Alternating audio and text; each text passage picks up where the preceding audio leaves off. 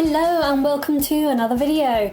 Today we're going to make some super easy sketchbooks. You're going to want to grab any sketching or art paper that you have lying around. I've got here some old watercolour paper that I don't want to use on its own, so I want to make it into a sketchbook, and I've got some normal sketch paper. And I'm going to be making my covers using an old greetings card, so you can use any card that you've kept that you really like. And you're also going to need some elastic bands or some hair elastics and anything else you can find around the house that you might be able to hold the paper together with. So I've grabbed some paper clips here, and there was a little grip clip as well. And here's a little cute peg as well, so I'll be using that. So first of all, what you want to do is fold your paper up so that you can work out what size you need your sketchbook cover to be. You can use a knife to cut your paper or scissors, as I'm doing here. And what I really like about the idea of using our greeting cards is it adds that extra bit of personalisation to your sketchbook. This particular card here was given to me by my granddad.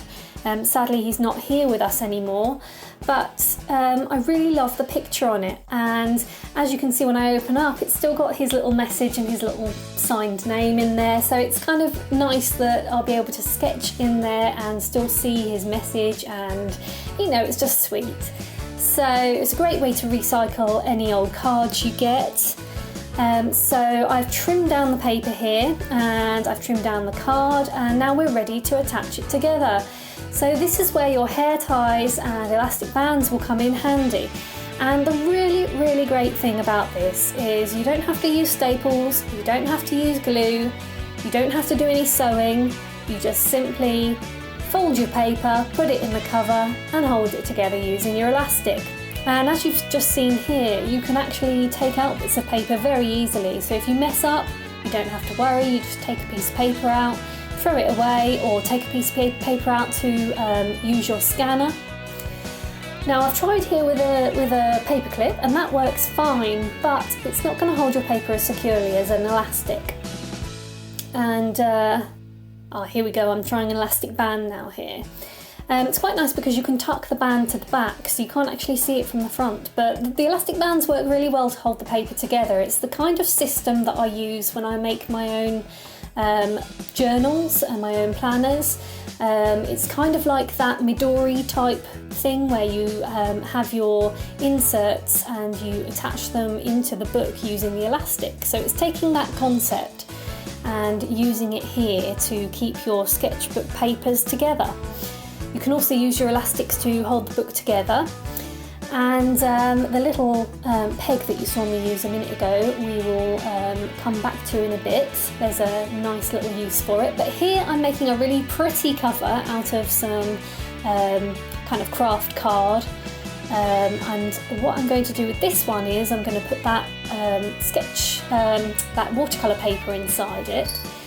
Now this watercolour paper, I decided to rip it instead of cutting it with scissors because it gives a nice little rough edge, which I find really quite nice.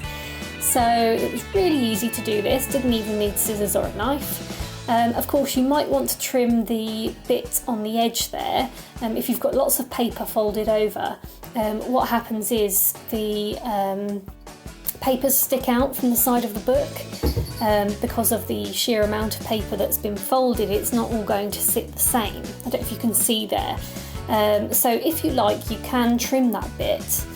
And it's best to use a knife for that because usually by then you've got quite a thick amount of paper. So here we go, this is what I'm doing here. I'm just trimming it down so we've got a nice straight edge. So now I'm going to use an elastic, but as you'll see here, sometimes elastics aren't going to stretch enough. So for this one I needed to use an elastic band, and that worked fine. But you will find other uses for the elastic. So for example here, I used it the other way in order to kind of hold my sketchbook closed. So once I've started doing paintings in there, or if I want to slip anything else in there, I can hold it all together. Now here's that cute little peg back again, and it's I've just attached it to that elastic on the front there, because when you're outdoors sketching and you don't want your papers to blow, or your sketchbook pages to blow around, you can just use the little peg to hold it down. Now here I'm using a card blank. I got a load of card blanks from the works, but this particular one had it was folded a bit on the edges, so I thought it'd be perfect to use it for a sketchbook cover. So I've just trimmed the paper, and I've also trimmed off that bit where it was folded up a bit. And I was trying to find some different methods to bind the book together here. So I tried washi tape, but it's actually not very successful because, as you can imagine, if you're taping one side, you then can't fold the pages flat very easily. So I took the watercolour and I took the washi tape off here. It actually made the watercolour paper rip a bit because the watercolour paper isn't very good. But what I found worked really well was just tying a ribbon around. And of course the good thing about this is also that you can choose what thickness your book is, because you've got an infinite length of ribbon there to play with. Another idea you can do is stretchy elastic. You can get it in all sorts of colours, so you could use that as well. Now here's another idea of what you can do.